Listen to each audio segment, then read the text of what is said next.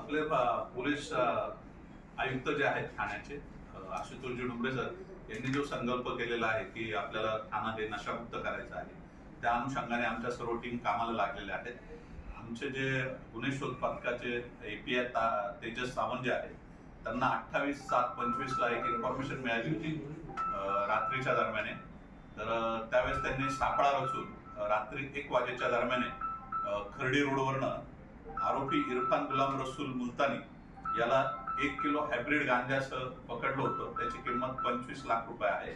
आणि त्याच्या तपासामध्ये त्यांनी जो गांजा आणला होता तो आरिफ अबू बकर तयार राहणारा पलावा कल्याण याच्याकडनं आणलेला होता आणि दोन्ही आरोपींना अटक केलेली आहे. तसंच दुसरं जे प्रकरण आहे ते आपले गुन्हे शोध पथकाचे दुसऱ्या टीमचे जे इन्चार्ज आहेत माने साहेब, तर त्यांना एक कळव्याचा हिस्ट्री सीटर जो आहे तो मुंबऱ्यात लपून छपून राहतो आहे आणि त्याच्याकडे MD विक्रीसाठी त्याने आणलेले आहे असं समजल्यानंतर त्याच्यावर रेड केली खर्डी रोडला.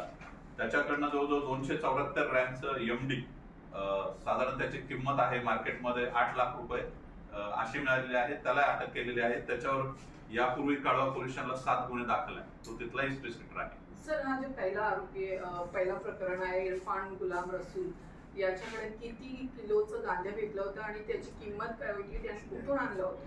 1 किलो गांजा होता, 25 लाख रुपये किंमत होती आणि त्यांनी कल्याणचा जो आरोपी आहे त्याच्याकडनं घेतलेलं होतं. काही ते विकण्यासाठी कुणाला त्याची काही भेट होती का, कुणाला विकण्यासाठी आला होता का?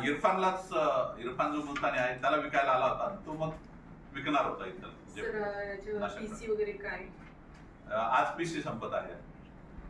सर, इथे मुंब्राला कोणाला विकायला आला होता तो आणि इतर काय साथीदार आहे का मुंब्रामध्ये? त्याचा तपास चालू आहे. सर, याच्यावर काही पहिलं प्रकरण वगैरे काय गुन्हे वगैरे नाही, याच्यावर नाही. दुसऱ्या प्रकरणात जो आरोपी आहे त्याच्यावर काही गुन्हे वगैरे? त्याच्यावर आहेत. त्याच्यावर 7 गुन्हे आहेत कळवा पोलीस स्टेशनला. तिथला हिस्ट्री सेंटर आहे. Okay sir, thank you. सर, आरोपीचा एक